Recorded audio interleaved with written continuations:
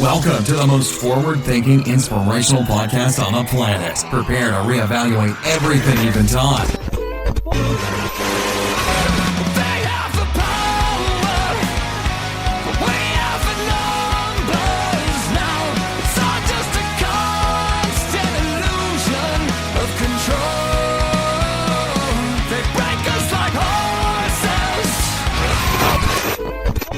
And they can tell us we're crazy, and we can say, well, you haven't seen anything yet. Everything you knew was a goddamn lie. Would you up and explode like it's the 4th of July? Possessed by perfection in this land, if you're awake, you're the enemy. Where they lead, you will follow. Well, I guess that's just the way it goes. And if you look away, you'll be doing what they say. And if you look alive, you'll be singled out and tried. Every day a new deception. Pick your scene and take direction. And on a search to connect. But I don't wear a mask and I have no regret. Down on your knees, you don't look so tall. Open your eyes and the empire falls. I don't know what place that I wanna find.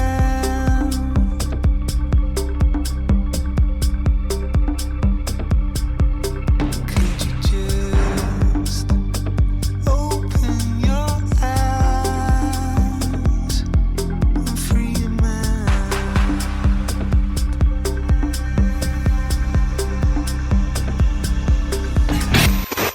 And here we go.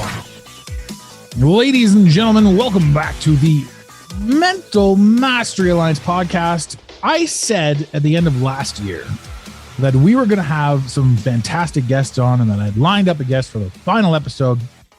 And he ended up bailing on me, but that's okay. Life gets in the way. My first episode did not disappoint. My first episode of the year came through. My last episode is now after the first episode. But I think we can figure it out chronologically where I wanted to go. And at the end of this year, this man will be our last episode again. We're going to get it right, come hell or high water. A funny story before I get into this. I had an experience with a friend of mine talking about, I was trying to explain to him that I caught the flu, the same flu that I'd had, when I was 5, 10, 15, 20, 25, 30. And he was trying to tell me that I don't have the flu, that I had COVID. And I laughed at this because I said, how would you know that I have COVID? I have the flu. I have every single symptoms of the flu. Shudders, aches, pains, the flu. This is what the flu is. And he's yelling at me. He's telling me, you've got COVID. Jason, if you're listening, I am talking about you. And I tried to explain to him. I said, listen, flat out, COVID is a narrative. And this is one of the things that's gotten us in trouble in the past. COVID is a narrative. I didn't catch social distancing. I didn't catch wear a face mask. I didn't catch economic collapse. I didn't catch supply chain fuckery. I caught the flu. And I'm handling the flu and I worked through it. And that's not to say that everybody can. That's not to say that everything is different. But that is to say that other things still exist. When I was a kid, you drank that bottle of NyQuil and you did your thing. When I was a kid, there were commercials on TV where you had to suck back the Sudafed and head into the office because it was okay. It was going to fix you. Right. I'm telling you all of this, ladies and gentlemen, because I don't want you to live in the fear. And I know that you don't, but I don't want you to live in the fear of the narrative. Another thing that was brought massively to my attention, I absolutely adored this, was don't preemptively defend. In other words, if I'm swinging a bar at your head and you presume to know that I'm going to be doing that, you'll duck out of the way. But if you do it in a presumptive manner, you're going to give me the opportunity to change course and hit you, go swing down and hit you. And why I'm saying this is because every single person out there is afraid of something coming, so they don't make a move. And when they don't make a move, or when they do make a move, if they make it too quickly, the powers that be, the other extenuating circumstances, anybody out there can then change course in what they're doing and swing down. If you duck under something that's coming at you too quickly, they can change course and swing down and hit you at the bottom. If you know something's coming and if you prepare for it, then you can duck out of the way at the last minute. And that right there will save you and the narrative from being able to quickly and rapidly change course as much as it has done. Long-winded intro. The individual that I have with us couldn't come with us last time, was late to the show. I love him to pieces. I'm not throwing him under the bus, but also because he caught the flu or a throat tickle or something. But today, making up for all of it, ladies and gentlemen, please welcome back to the show our great friend, Sam Crowley. What is up, Adam? You know, I might even have to cough a couple of times, so I hope that doesn't offend you or anybody listening, because this whatever I had a couple of weeks ago that caused me to cancel on our New Year's Eve broadcast, or right around there, the end of the year, still's with me a little bit. But like you, I've had it every year this time of year, so I'm not wrapped up in bubble wrap over in the corner worried about it. Living life, man. Yeah, and that's what you got to do. And if you got to cough, you got to cough. I don't have any mute buttons. I'm going to back up if I have to clear out, but I think we'll be all right. I mean, it's in me. It's in me. And we just started the show with me grabbing my quick bite to eat of the day, and you drinking your smoothie. Now, one thing that you did recently that really caught my attention, and I'm a massive advocate for, is reassessing your alcohol consumption. Yeah. This was, again, ladies and gentlemen, if you don't know who Sam is, he runs the number one longest running motivational podcast on iTunes. Every day is Saturday. It's a show that he just literally shoots the breeze about his whole life and inspires and shares all the way through. And on that, you were talking about the desire to be, let's see what happens. What was that like, to you, to just sort of take that swing? Well, look, I grew up in a small town, Bradford, PA, the youngest of 8 kids. And, the 70s and 80s was different, man. I mean, we were tapping kegs at 13 years old, kegs of Stroh's beer up in the woods and playing baseball and chewing snuff. And, that was my childhood. Right. Went to college for, a cup of coffee. The Pennsylvania State University did not ask me back after my sophomore year, rightfully so. Look, I like to have a good time, man. And now I'll be 54 years old in June. And I joined a country club. I'm giving you a long-winded answer, but this will save you time so you don't have to talk with your flu symptom. But excuse me. When I joined a country club, greatest decision I ever made. People say you can't afford a country club, so you might as well just not even worry about it. Just go join one. I love that phrase, by the way.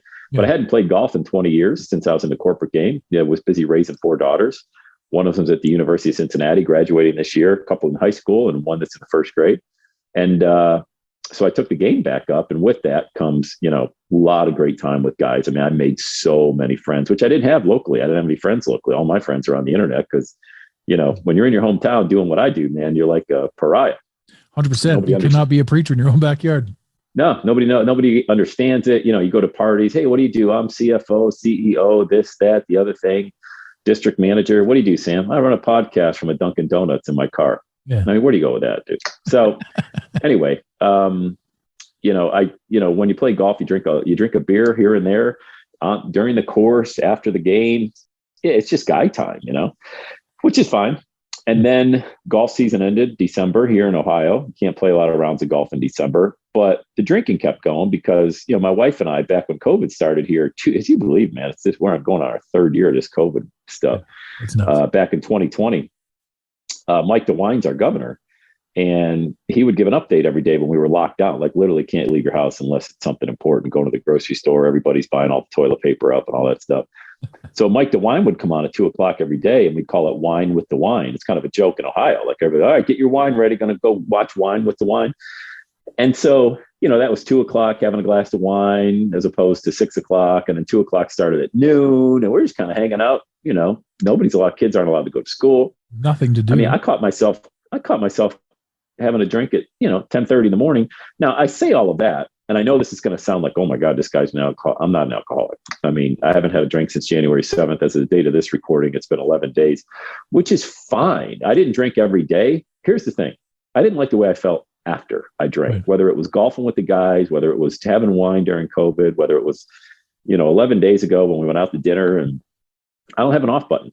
My greatest passion is my biggest downfall. I don't have a first gear. Everything's 5th gear with me, everything.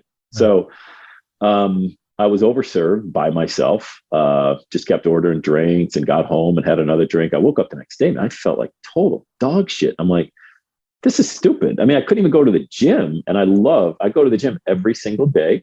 I do 4 days of cardio, 3 days of really heavy weightlifting, and I couldn't do it that day. I'm like, this is stupid, man. I just said it's stupid, So I cut it out. And it's not that I stopped cold turkey, because I wouldn't drink every day anyway. I might drink 2 or 3 times a week, but when I did, it was fifth gear, Yeah. And so I cut it out, and I sent an email out to my list. I podcasted about it. I've gotten so many people got back to me. People said, I haven't had a drink since the 80s or 20 years ago or 5 days ago. Yeah. And nobody ever regretted it. But all of those individuals also, most of them, not all of them, told me that they had a drinking problem. Right. And I had a problem. So did you. I did. I had a problem when I drank. Look, I know what an alcoholic is. My mom was a raging alcoholic. I mean, it was beyond anything that you've probably seen it, but if you've ever grown up with a parent, my dad left when I was 3 months old, so I didn't know that guy, but my mom could down an entire bottle of whiskey in one sitting, one night, every night, and still go to work in a factory every day as a nurse. So I know what that looks like. Yeah. But I also know that I'm this guy out here saying, live your best life now and operate. I don't think people want to admit this, but everybody's a hypocrite. Everybody's a fraud to a certain extent. We say one thing and then we'll go live it a different life. I just wanted to be congruent with what I was, trying to put out there. And when you put yourself out there, it's dangerous as a speaker, trainer, seminar leader, podcaster, things like that. But it's also serves in an indirect way as a really great accountability thing, because it checks you, and you're like, hey, dude, you're out there getting drunk on a couple bottles of wine. And look, dude, I could go to a Bengals game. I live in Cincinnati, easily drink 12 beers. Easy. I mean, between tailgating and the end of the game, I could easily knock down 12 beers, and it wouldn't even be a big deal. And I could chase it with 4 shots. But the problem is what I feel like the next day, and my kids. I mean, I don't want my kids seeing me drunk. So anyway, that's probably a longer version of it, but that's kind of how I got to where I am now. No, it's a good one, because a lot of people go down this journey and they don't know what it looks like. And for me, when I transitioned out of higher end sales coaching into life coaching and more morale speaking, business coaching, and that sort of thing, the same thing ran through my mind. Is like, I can't tell people to do this, that, and the other thing and still live this relatively unhealthy lifestyle. Yeah. And that was a massive shift for me. And like I said to you in my reply initially, it's like, give yourself 60 days. I don't know if you've got an end game to this or what you're going to do with it, but after 60 days, if you set that as your first target, like, so much changes. The way you perceive everything, the way you see everything, view it, the world around you is a different place after 60 days. I can already feel it. After 11 days, I can already feel when I get to the gym, I'm getting there earlier now. I mean, I did 90 minutes of cardio. You don't need to do 90 minutes of cardio. I just do it because fifth gear. And I'm trying to open up more highways, more lanes to my heart, get the blood flowing. So I'm doing, instead of 30 minutes of really intense, like I used to do, 90 minutes of lower intensity at about 70% of my max heart rate, just to get more blood flowing to the heart in a longer period of time. But again, I'm reading a few books right now. One of them's called Younger Next Year. The other one is How to Control Alcohol by the guy, Alan Carr, who wrote the world famous, like hugely best-selling book, How to Quit Smoking. The easy way. And that's the real thing. I love simple. My motto is do simple better. And if you want to achieve anything in business or in life, relationships, finances, find it, do it better than anybody else, and keep it simple. That's it. Alan Carr, How to Quit Smoking the Easy Way, was the book that helped me quit initially. Oh, really? Not directly. Okay. So as a smoker, I loved smoking. Loved it. It was the greatest thing in the world. Hacking down darts, just absolutely in love with smoking cigarettes. But you really aren't. And the neat thing about it is when you read the book, it tells you, smoke your cigarettes, read the book, smoke all the way through. And I even did it the easy way. I had it on audiobooks. So I would listen to this book 3 or 4 times. I listened to it while smoking, and I never finished it. I never finished it because I didn't want to be let down by the ending. Yeah. Right. So I was perpetually worried about the ending of the book. But what had happened after listening to it for the 4th time was shit really started sinking in. And it was like a mental shift. So this was the thing. And the catalyst for me in the cigarettes was the booze. When I did 60 days, I did like 10 days you notice, 15 days you notice, 20 days you notice. But 60 days, the alcohol has officially left your system. And at 60 days, I had no desire to stand out in the cold as I'm in Canada, a little bit more north than you. I would catch a Packers game, go Pack Go, instead of that. But the Bengals are doing well this year. But now, for me, it was the knowledge was in my head from the Allen Carr, and the desire became abundantly clear when I quit smoking. When I quit drinking. Drinking was the catalyst. Drinking led to all the other things I didn't like that I was doing that I didn't even realize. And I said, I don't have a drinking problem because I, like you, I could go days and days and days without drinking. But when I did drink, it was go time. And that's a drinking problem. And when I first quit, I'm like, I don't have a problem. And another funny thing about drinking too is how we talk to ourselves about it. How we talk to ourselves about drinking is like, if I said I quit heroin, you wouldn't lean in and go, did you have a problem? Right? But everybody leans in and says, do you have a problem? You must have quit drinking because you had a problem. Well, we all do. Right. And another thing too, spirituality wise, drinking is known as consuming spirits. Right. And how many times do we get drunk and we become somebody completely different? Yeah. A lot. Yeah. And that to me was a huge one. And that's one of the messages that we push on this one too, is definitely, I don't want to say sobriety, but certainly a new take. And sobriety implies that you were once a drunk and now you're sober, but it's not. To me, it's a new way of life. Like, I don't need those substances anymore to appreciate what I'm doing because I see the world a different way. And the only way you can see the world a different way is if you change what you're doing, the habits that you're undertaking. Mm-hmm. I agree. I find. And I love it too. As I'm scarfing down a sandwich, you're in fifth gear again over there with your kale smoothie. Yeah. Spinach. My bad. So you're living the dream. You have this healthy routine, and you're really, you got your foot down on the pedal on this sort of stuff.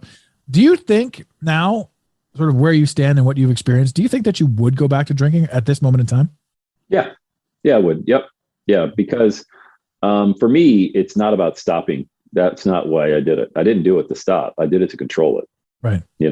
So if my biggest challenge, and I'm kind of excited for it, is when the course opens up again, and it's April, and we have our annual kickoff tournament for golf. Can I have a few beers and leave the club? That's it. I'm actually looking forward to it. Now, it might get to April, and I don't want to have one. That'd be cool too. But it's about having control. Because if you're out of control, look, there's plenty of people, I know them. There's plenty of people that go out to dinner, have a glass of wine, and they go home. That's it. Yeah. One glass. They're fine. Studies show that a glass of wine, red wine, is very healthy for you. So I'm not here to judge anybody about drinking or not drinking. I'm just saying I'm more interested in the control aspect than the cold turkey aspect. Have you committed to 60 days, or is that's a number right there? But I'm just checking this out. I haven't committed to anything. I'm committed to today. That's it. Committed. Yeah. I mean, look, I don't throw that stuff out. I'm not a big goal oriented guy. Like, I don't put goals out there like 90 days I want to be here, or 6 months I want to be here. I know I have a vision of where I want to take my life, my business, my marriage, and things like that. But I'm not a big goal guy. I've never been a goal guy because I think a lot of things can happen. Life happens. I mean, it's just, I'm right now. Another thing that I do is I live right now in the moment today. That's it. So 60 days from January 7th would be March 7th. That's an easy one. I don't think anything's going to happen between now and March 7th. But if a buddy of mine wants to go out and grab a beer and I want to try to test this control button, then I'll do it, whether it's February 10th or March 7th or whatever, or not do it at all. That's kind of the intrigue part about it. Can I sit there and he has a beer? I wonder what I'm going to say. Am I going to say, yeah, I'll have one, or hey, give me a soda water? That's kind of like, that makes my socks go up and down. I get kind of excited about that. My socks. I'd been a drinker of Coors Light, not a big stout beer guy, Canadian Coors Light, Budweiser, the simple stuff. So when I quit, I just instantly switched to sparkling water, and that's, I bought a Soda Stream, and that was the end of it. There's not much difference between Coors Light and sparkling water. I'll tell you that right now. No, I would agree with that statement. No, it's good. Plenty of Coors Light in my past. Easy there, all right, ladies and gentlemen. I am still working with a cold. But the show isn't vaccinated either, so you might catch it. I don't know what the rules are on this now. I know, it's surprising to get shut down. We got to do it with the mask on. We're doing the podcast with the mask on. That'd be the best. I laugh about this because our fearless leader in Canada, Trudeau, and I don't want to make this a COVID episode. We don't have to, but we just got to touch on this briefly. He has now mandated that every single truck coming into Canada, truck driver must be vaccinated. and we're already dealing with quote unquote shortages and supply chain stuff. So we just got a massive snowfall dump in Toronto, 40 centimeters, and all the city workers, basically half the plow guys had to quit because they weren't vaccinated. They were forced out. So now we don't have anybody to plow our roads. And Beautiful. Trudeau just decided that he's gonna cancel all the import truckers that don't have vaccines or they're not vaccinated. So now our supply chain is going down as well. Are you noticing in Cincy a lot of weird stuff going on under your fearless leader, Mr. Joe Biden? Well, I don't think Joe Biden's our fearless leader, but that's a whole different story. We don't want to go down that political road, probably. But we could absolutely go down it. The guy's never been in the White House. Yeah, I mean, look, we've got empty shelves here that weren't empty a year ago. We've got just people in our local school district absolutely crazy. They want all their kids masks, regardless if they're vaxxed. And look, I'm not taking any health advice from anybody that looks like they spent the last week at a Golden Corral cleaning up a buffet. Okay, so do we have weird stuff going on? Of course, it's the USA. We always have weird stuff going on. Do I allow it to have any iota of impact on my life? Absolutely not. I post about it on my personal page. Here's the one thing I have done is I've never brought any of that anything into my podcast or my business. I keep that completely separate. And I think that's a smart thing to do. My personal page is a different story. I've had a lot of people unfollow me. It's funny. I get a kick out of people who tell me before they're unfollowing me that they're going to unfollow me. Like I give a rat's ass if they were following me in the first place. I mean, They have no impact on anything I do or think or say, yet they want to let me know right before they leave my page for whatever reason. I used to respect you. I'm like, dude, I don't even know who you're. An avatar on a social media platform. I mean, I don't even know who you are. So of course we got a lot of weird stuff happening in the US and it's only going to get weirder. I had a very similar experience. I've the Mental Mastery Alliance on Instagram has been nothing but motivational. That's the whole point. And I steered away from COVID because I knew I've already been shadow banned for having other opinions prior to this being a staunch narrative. You remember my opinions from 3 years ago? Don't look so crazy now, do they? Yeah. But anyway, so I've been heavily shadow banned. And I laugh now because, one of the things I put up there for the first time ever in the history of that account was the real pandemic is how stupid everybody is. So in other words, that account just called everyone stupid. And the applause that I got from that was next level. It was such an interesting shock. Immediately it got the fastest pop reaction. So it got spread around. It also got the most people leaving me hate mail. So I immediately lost 1,000 followers, but we gained a few, and we had a massive amount of interaction.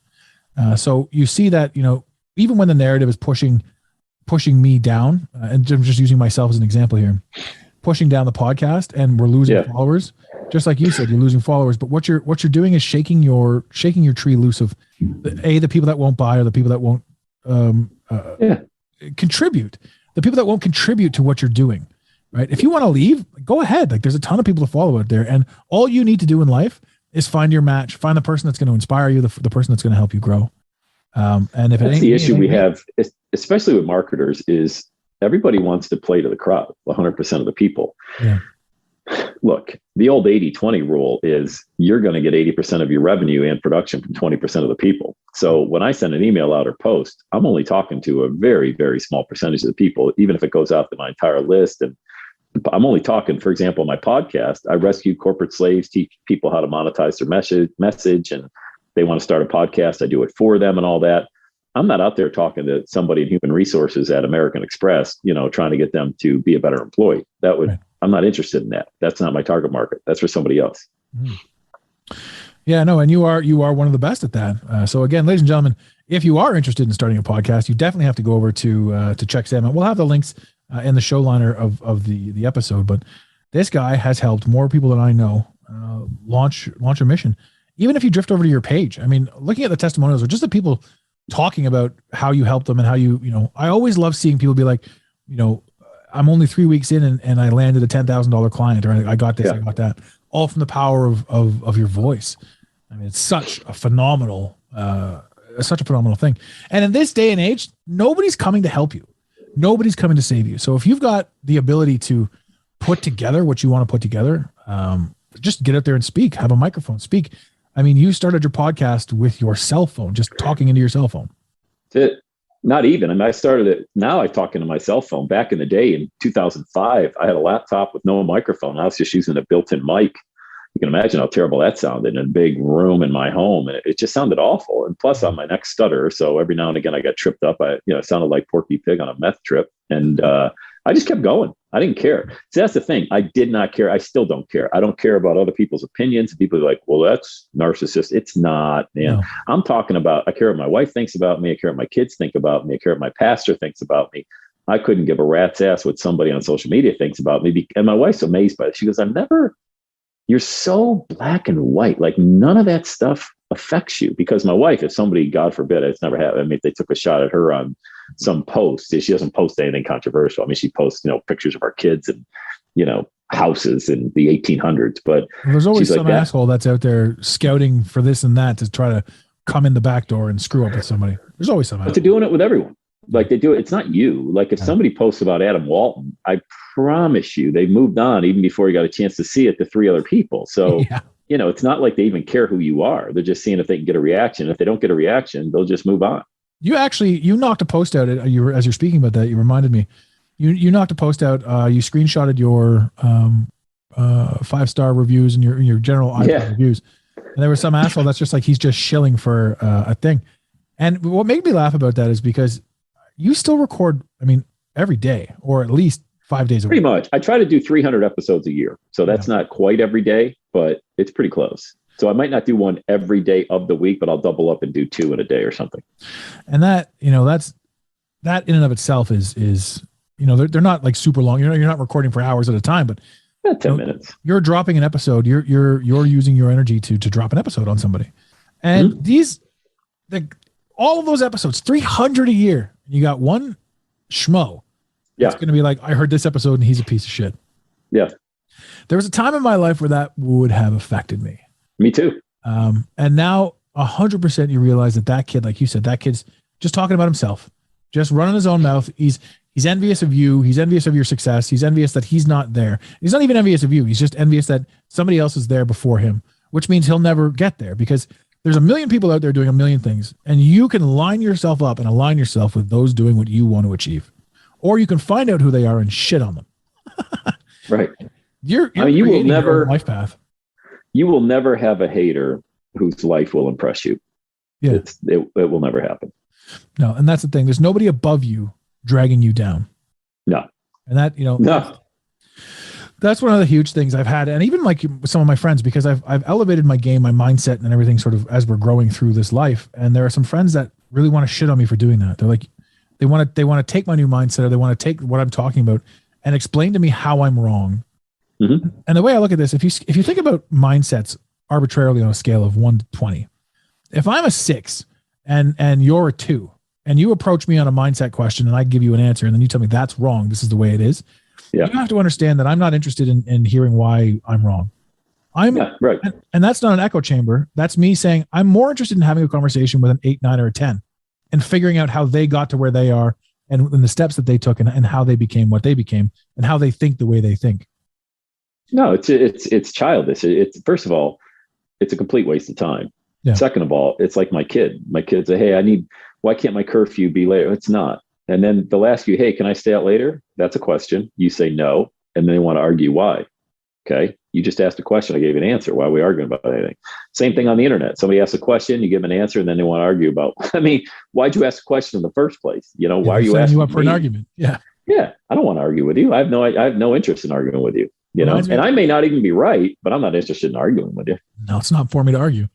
No. And I laugh at that too, because there's that meme, right? Where the guy laying in bed is on his deathbed and that little thought bubbles above his head. And he says, man, I wish I'd argued with more perfect strangers on the internet. I know. It's crazy. Look, social media, I'm not a big social media guy.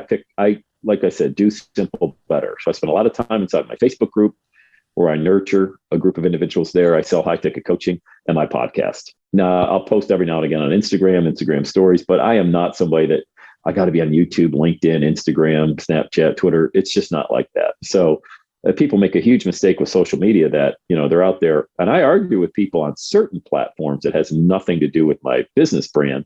But that usually was after a glass of Merlot as well. So I haven't done that since. But pick one or two platforms and get really good at it. But man, trying to spread that magnifying glass and shine it over 10 different things, none of it's going to get hot, And that's not talking out your ass. I mean, you and I experienced, you tried a ton of platforms. You put the effort in and found what worked for you through trial and error. And I don't look, it's easy to edit audio. I record a 10-minute podcast. It takes me a minute to edit it.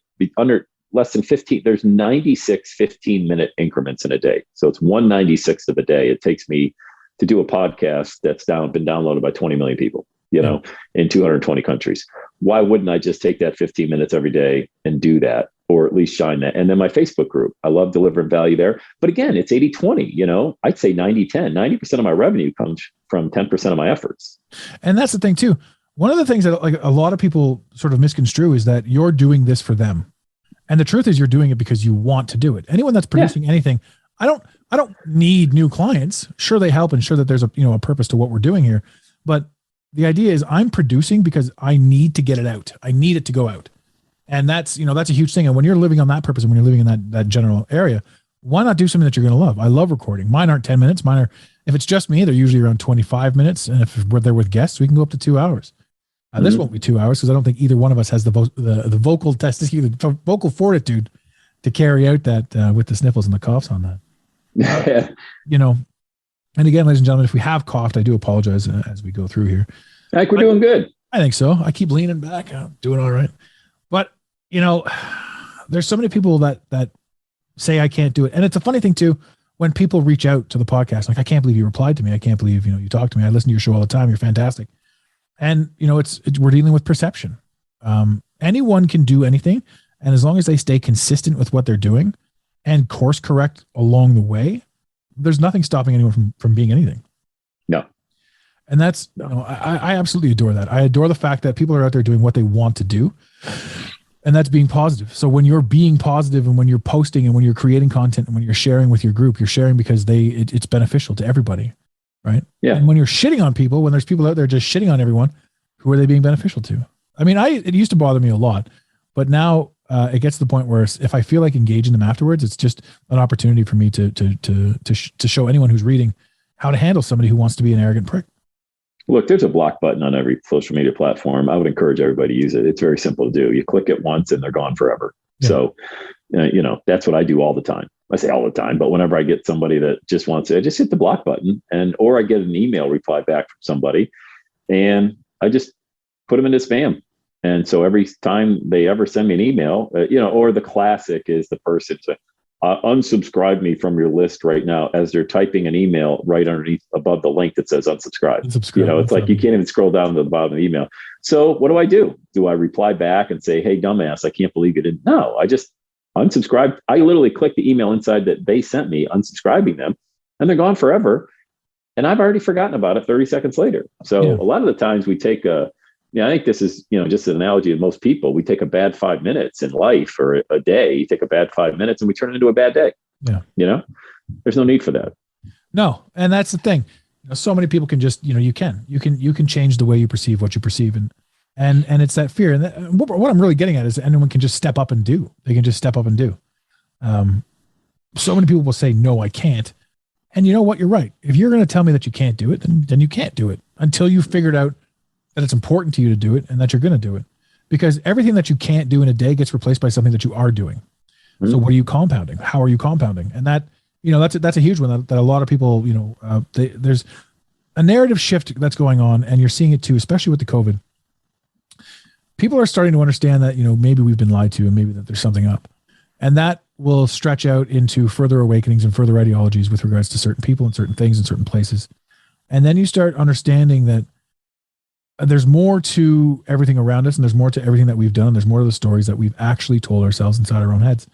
And a lot of that has to do with the fact that the whole world around us is making no fucking sense. It's collapsing around us. And to those of us who were more awake than others at the beginning and sort of saw this all coming, it's been a long journey. But, and I say this to other people as well, to those that are just waking up, their mind is on fire. So we got to ride this one out with them. But at the end of the day, everything comes to fruition. It comes to exactly how it's supposed to be. And I think, again, we spoke earlier that nobody's coming to save you. So the choices that we make in life is like, the ambulance will come and save you if you've had a heart attack, right? But you're sitting in a position right now, prime example, using you as an example. You've quit drinking, you're drinking the smoothies, you're at the gym way more than you ever were before, because it's time to be preventative, time to be proactive, time to compound in the right direction. What kind of advice would you give to somebody who's defeated, right? And like, I'm talking almost rock bottom defeated, and just literally without even realizing it, they're on the step, they're on the verge of bouncing back.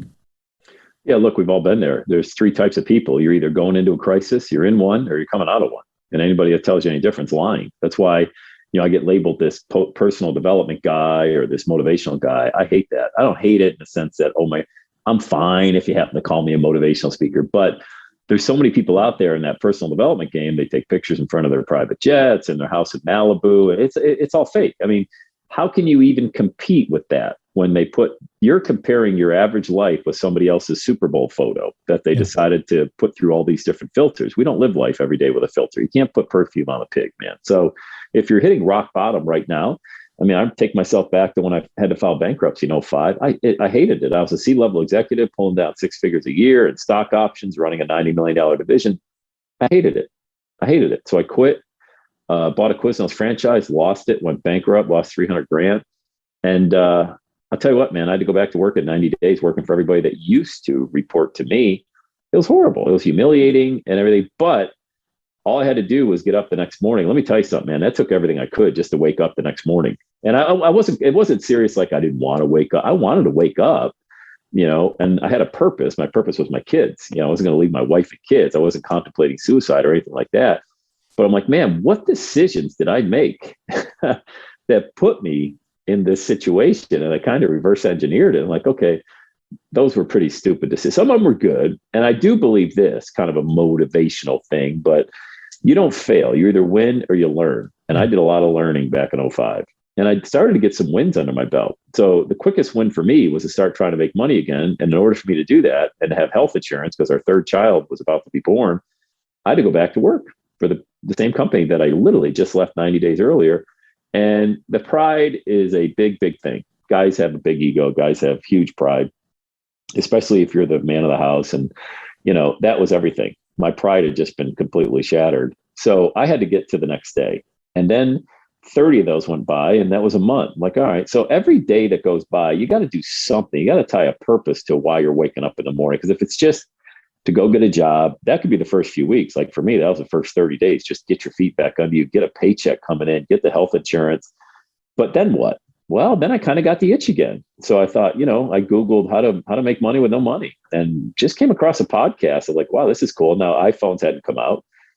We just had the nano pods at the time. If you ever wanted to listen to a podcast, you had to do it on your laptop, which nobody listens to podcasts now on a laptop. It's all on mobile devices. But, I thought, wow, this gives me purpose. This is a nice escape from the bankruptcy trustee that I had to meet with once a week and tell me that I was a complete moron.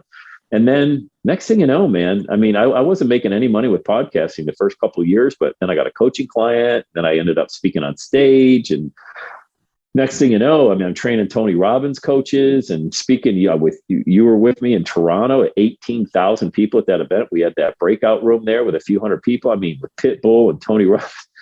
And man, I wish I could tell you that I saw all that coming. I didn't see any of that coming the way it came down. But it was 2 or 3 years of, why am I here? What's my purpose? And now I'll be 54 this year. I was 37 when I went through that. That was 17 years ago. I'm telling you what, man, like the old saying goes, the days are long, but the years are short. And so if you're in the middle of a crisis right now, I feel you, man, whoever you are, man or woman, wherever you're listening to this in the world.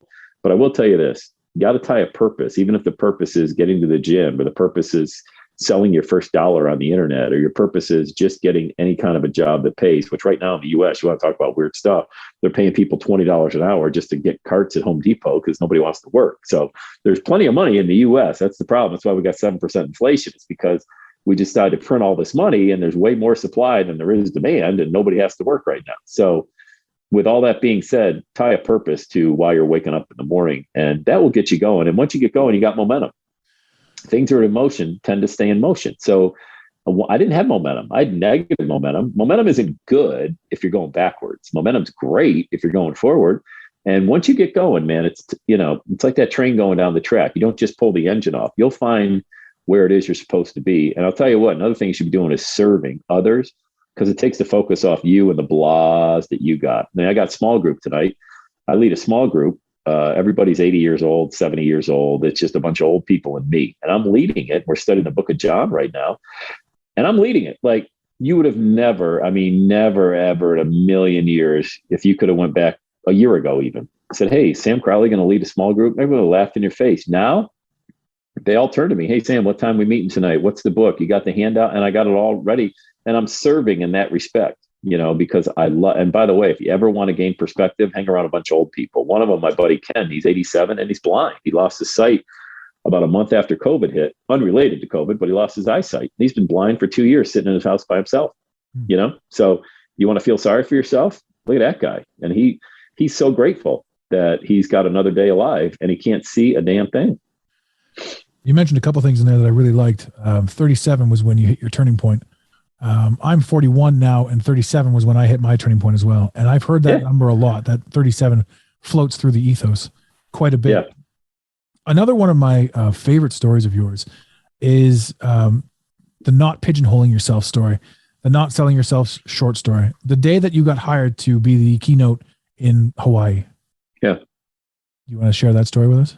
Yeah, man. I was taking real estate classes here in Cincinnati because I was, starting to, again, worry, fear sets in. Fear is a powerful drug, man. It'll cause you to do some crazy things. Being a real estate agent is crazy. I love sales. I've always been in sales. I always will be in sales, whether I'm selling my own product or somebody else's. I just love it. Because even though there is a cap, if you're not working for yourself, it's a way better way to get paid what you're worth versus just what a position's worth. So I'm sitting in real estate class and I get a phone call. I step out and take it. It's a lady named Heather wants to fly me to Hawaii to speak at their conference. And they heard my podcast. And it just happened to be a podcast I actually did record in my car on my laptop for about 15 minutes in a Panera Bread parking lot. And excuse me, I was like, okay. She goes, what's your speaking fee? And I remember I paid a guy $7,500 to coach me to speak about 2 years before this. And he said, you ever get this question? Because people are like, oh, paying a coach doesn't work. Well, yeah, paying the wrong coach, you're right. It's a waste of money. This guy, I paid him $7,500 and he wasn't a very good coach at all, but he gave me this piece of advice that earned me a hell of a lot of money. And he said, if you ever get this question, what's your speaking fee? Answer it with, what's your budget? So I remembered that in my mind. She goes, what's your speaking fee? I go, it varies. What's your budget? She said, well, it's $25,000 US, but we're negotiable. I'm like, no, we're good. We're good. So next day they FedEx me a check for $12,500 with a contract. I signed it, FedEx the contract back to them. After I spoke, they gave me the other $12,500.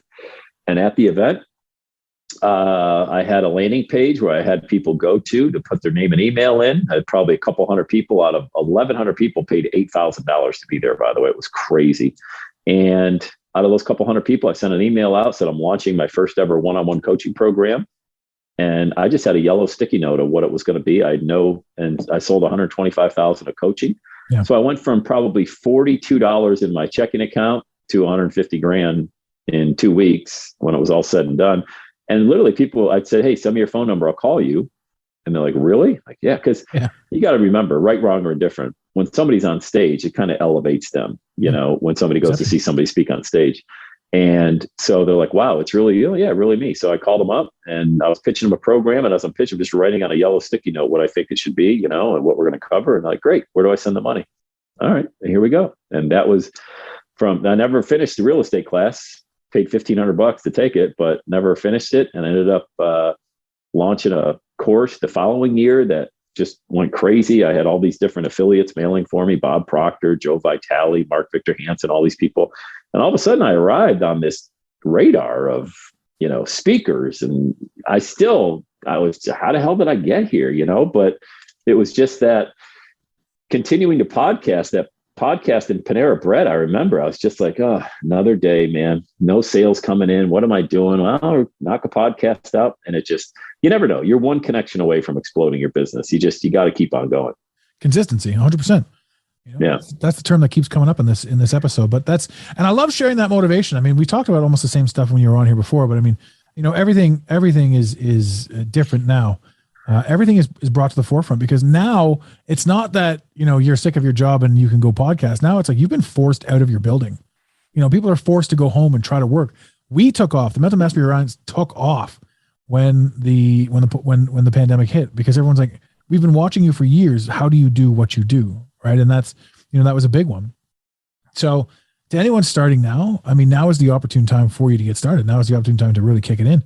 Because there's never a bad time, Adam. There just isn't a bad time to go for your dream. And you got to get the money thing out of your way. Go make money. Like I said, I always tell people I would just go mow lawns. If I lost everything, I'd go get a 0-turn mower at Home Depot and I would mow lawns at $50 a pop and I'd be fine. I love people. I love being outside.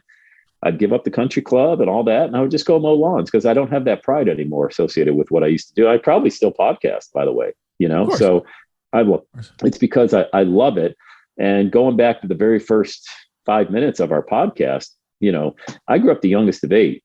We were in the free cheese line, welfare line. Mom was a raging alcoholic. When you replace expectation with gratitude. Yeah. I mean, come on, man. I mean, I'm still a dad.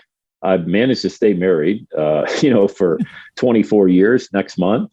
My wife, God love her, has stuck with me all the hell I put her through. And I'm pretty, I'm never content. And that's just my personality. I am not content. I'm always, I don't want to say agitated. I'm just always like, God, I got to do more. Like I want to bungee jump in South Africa, but I wouldn't bungee jump in South Africa. But, I'm just like, I just want to do more. You could bungee jump down the street. I don't want to be fake though. That's the one thing I will never be. I just don't want to be one of these douchebaggy, personal development guys, life coach. I hate that term. Yeah, okay. Nobody has life figured out. I just want to be very narrow and specific in what I do, serve as many people as I can serve in a very narrow niche and live my life, what's left of it. Well, you got a long one, and the way I look at it too, I mean, I'm 41 and if I hope I live to 82, I'm halfway there, and if you live to 108, you're halfway there. Well, the mortality rate's 78, so at least I got that going for me. Not quite there yet. Well, the mortality rate also stems from, all the food that we're eating is so detrimental to us on so many levels. And when you start working in either fasting or, consuming less, it's amazing what your cells can do. Like a 72-hour fast can regenerate so many of your cells. Yeah. If you've got the gumption, a 7-day fast has been known to reverse cancer. Yeah. Right? So there's a lot of stuff inside of us. And this isn't medical advice, ladies and gentlemen. If you take any part of this episode, you must take it all. There are no audio clips allowed, blah, blah, blah. Exclaimer. Sorry, disclaimer. I used to have to do that for a few of the other shows. My other show got blown right up. They took me, and this was one thing too, we were talking about podcasts. I had Becoming the Free was a show that I ran with a buddy of mine out of Texas. And it was, this is another piece for podcasting, ladies and gentlemen. This podcast was owned or hosted by a company called Anchor at the time. And then Spotify bought Anchor. So now on this podcast, if Spotify doesn't like this podcast, they can nix it. They can actually take it off their platform. So they can take this episode off or they can completely wipe out this podcast if they don't like it. But when Spotify bought Anchor, they blew us up. They took us off everything. So I know you've got to get going. You've got a huge, you're a busy guy. I'm thankful for the time. We got a small group tonight. We got a small group. So no, I'm fine, dude. I got 10 minutes left. So we got blown up, and that was a huge lesson to me. So I moved over to Blueberry Podcasting. Al, my friend Sam here, who said do it from the get-go. I didn't listen. Yes. And I did it later. So ladies and gentlemen, I'm going to have this link in the comments as well. If you sign up through Sam, you actually save money on just use Saturday, all caps in the promo code. Yep. Yeah, Saturday. And I think I have one too. They gave us one, but I don't know what it is. And I'm here promoting you, so I want them to use yours. Hey man, every McDonald's drive-through counts for my little one. So. Yeah, that's right. And again, you've got, we haven't even talked about your kid. Like trials and tribulations, blown up, bloody, Quiznos, up and down the corporate ladder. Your daughter was a preemie with major issues. Yep. And in Canada, a lot of that's taken care of, but in the States, you were on the hook for all of that financially. Millions, yeah. Millions of dollars to raise a tiny human. 1 pound. Adorable. Yep. Born at 1 pound, 24 weeker. My wife's water broke at 23 weeks. held her in for about 5 more days, and we delivered her at 1 pound. They said, she's not going to live maybe past a couple hours. Well, she'll be 8 years old this August. And, she has a couple issues, as anybody born at that young of an age at 24 weeks would have. But that was a crazy time in our life back in 2014 to have to, try to figure out how you're going to provide for your family while your wife's on bed rest. And you got to, still 3 older kids, you got to get them to school and baths and homework and all that stuff. But my story, it ain't worse than somebody else's, man. At least I had the opportunity. And I thank God I had the actual online business and a wife that was a great teammate at the time as well, that would allow me to go to Vancouver and speak, and LA to speak, and hurry up and take a red eye back because our daughter was on a ventilator and a trach and all of that. And we didn't sleep for 3 years, but that was 4 years ago. So like I said, the days are long, but the years are short. Yeah, man, 100%. And another thing too, you were a jet setter, when it came to speaking at the height of this pre-COVID. Do you think that there will ever be the same demand for public speaking the way it was before, like events being hosted by anything? I do. I really do. I can see the Tony Robbins of the world and people like that having live events again, because we crave community. We're human beings. We travel in packs and tribes, and we need that connection. Zoom calls are great. This is great. It serves a purpose. You're 500 miles away from me. We can jump on a Zoom call, but there is no substitute for being in the same room with that energy of people. So I absolutely see live events coming back just the way they were pre-COVID. And you might have people wearing masks or things like that, or not going because of, whatever their fear may be around the pandemic. And oh, by the way, I don't speak for you, but for me, I'm in a small group with a bunch of old people, man. They're double backs, triple back. They should be like, these are the most frail, fragile people you've ever met in your life. Me, I'm vax. Everyone in our family is, because of our daughter Susan and everything that she went through. However, I'm not the man, and I know we don't have enough time to go down that road, but I'm pro-vax, not pro-mandate about that. But if people can go to a live event and they can kind of gauge how safe it's going to be for them. Nobody in my small group should go anywhere right now, even if it were just flu season. You know what I mean? Because it's difficult for them. They're not very healthy people. But live events, there's just isn't any sub. That event you and I were at, dude. I mean, what was it, 18,000 people, 15,000 people, something like that at the Toronto Convention Center, and the energy that was floating around that hotel. And, it's just incredible, the amount of energy that you can have that you can't. I know Tony. Oh, there it is. You still got that. Oh my God. It just chills out. It's just part of my ethos. I've even got I love that, man. Got this thing still pinned on it. I love Mom, because it was right around Mother's Day, So, it was St. Patrick's Day. Oh, that's right. Yeah. And, you and I and Alex were there, and I just heard that Pitbull song in the gym the other day. I thought of you. God. Turn up the party or whatever. And you were there to serve. You didn't make any money. You were there to help me sell podcasting programs, and you were just there to help me. And that's why you and I hit it off so well, is because you were selling high ticket coaching for me at one time as well. And you did all that just to serve. And I think, if everybody had that type of mentality, you were like, Sam, how can I help? Yeah. I'm like, I don't know, man. I don't know if you're going to get paid. I don't care. Just how can I help? Alex, our buddy Alex, how can I help? How can I put this online sales funnel together for you? And it's just, that's the people that you want to hang around. People who aren't like, well, what do you get? You've never once said ever since I've known you in the last 6 years, hey, what's in it for me? You've never said that.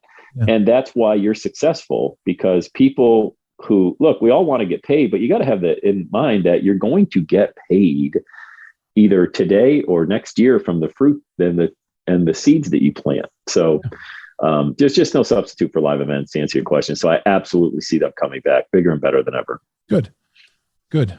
I mean, to me, it's, again, maybe not in Canada. Yeah, right. Fuck.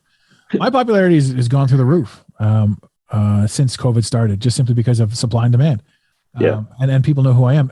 Ironically, or oddly enough, I am, America is my biggest audience, and my second biggest audience, if you can believe it, is Germany. So you're speaking to a lot of Germans right now. Oh, wow. Ich bin anwesend. I'm dying over here. Yeah, Germany, I love you guys. And with the stats too, I'm creeping back up. So Australia is really kicking in. I'm curious, what is your second and third? Because I'm assuming that America is your number one, but what are your second and third demographics? Well, I think North America, just in general. So you've got USA and probably Canada close behind, Australia like you, Europe, UK, big over there. So all of Europe, specifically the UK. And from there, I don't know, man. It's just, it's a huge list, but I know the number one. There's a list, like with Blueberry, you get the stats, right? So yep. You've got that. I haven't looked at it in forever. Oh, you should, just for fun. I love the Germans. I love that you guys, the Germans are like my number. Oh, I love the Germans too, man. Yeah. When I spoke at events in London, I'd been there a few times speaking on stage. The Germans were just an amazing audience. And they had their translator. They had it translated into all these different languages. There was Germany, Italian, France, Spanish. Man, it was awesome. Germans were amazing. Yeah, agreed. So you guys are awesome. And everybody else that's listening, you guys are all awesome too, but definitely shout out to the Germans. I guess we should wrap this up at this point. I mean, is there anything else that you want to add to this? I love these conversations. I would want to go longer, but I mean, the motivational punch and piece is such a good, a good shot. It's also a nice break from all the other chaos and craziness that runs through this show. So yeah, I think just a good way to end on it. It's crazy right now. It's not as crazy as it was 2 years ago, unless maybe you're in Canada, but people here in the US have started to be, most people, you're always going to have the fringes on both sides, but most people here in the US are finally like, okay, I'm done with it. I'm going to live my life. I'm not afraid of anything. And I got to get back to adding value. That's most people, at least that I know. Maybe it's because I seek these people out or they seek me out. But I think this year, 2022, is an absolute amazing year to crush it on the internet or with a podcast, just to get your message out there. And if you want to host a live event, go to your local Hampton Inn or Hilton Garden Inn or something like that. Throw them $50. That room never gets used off the coffee shop right there in the lobby. Throw them $50 or $100. Get 10 people in a room and sell 5,000 in coaching on a Saturday in 2 hours. Everybody can do that. So I think opportunities. The good news is the opportunities are limitless. The bad news is the opportunities are limitless. Get yourself zeroed in on one message that you want to share with somebody and go out there. Look, if I can do it, anybody can do it, man. I don't have this thing I don't have a market cornered on how to, get your message out there. I just happen to do it every day. That's one of the things too that I teach as well. And there are so many people that like basically, they think no one's going to listen to me. The number one pause I get from most people is that, why would anyone listen to me? And, there are so many other speakers out there doing this. And I say without a shadow of a doubt that for every person willing to speak, for every Sam Crowley out there, there's 150,000 aren't willing to speak, but they're willing to listen. They're willing to take the step up. The number one fear in the world is public speaking. The number two fear is death. So the majority of the world would rather be dead than speaking at the funeral. And that's a weird thing. So if you've got a message and a desire to speak, you're already head and shoulders above the majority of the people out there. So I think that if you're a polished speaker, that's going to work against you. People more than ever now want to listen to a podcast like this. We have no prep, no script. You didn't text me ahead of time. You didn't even ask. You wouldn't even know what we're going to talk about. Literally hit record. That's the best content. If you're somebody that thinks you got to be polished, you won't even have an audience because people don't like that. They just don't, man. It's no good. And none of my stuff is scripted. And that blows a lot of people away. They're like, how do you do that? I'm like, I don't know, off the cuff. And again, that's just sort of stuff that, some people could take for granted. I didn't think that there was any other way to do it. Also, preparation takes time. And then if you do prepare for something like this and it doesn't go the way you want, you get nervous and you sound like an idiot, right? I don't do any edits. I just do a take. So this is you and me get on the recording. It's going to pass through the sound filter and then it's going to go up, and that's it. That's it. I agree. That's it. Well, I guess on that note, man, thank you again, even though it isn't the last episode and we all got screwed around with this random flu. Thank you for sharing your time with us again today. And look, dude, anytime. It's always great. It's great to catch up with you. It's been a long time. We'll do it again at the end of 2022 and see what happens then, man. It'd be cool to see how we start this year and end this year. What happens? For sure. And maybe one day, ladies and gentlemen, I'll be on the Everyday is Saturday podcast. Oh, for sure. Dude. But until then, no worries, man. In the infamous words of Red Green, keep your stick on the ice. Thank you for listening to today's Mental Mastery Alliance podcast. Let the team know you're listening by using the hashtag MMA and Mental Mastery Alliance. Want more motivation? Be sure to follow online on Instagram at Mental Mastery Alliance and on Facebook at Mental Mastery Alliance. And remember, your perception creates your reality. Make it a great day. You got it, Pontiac.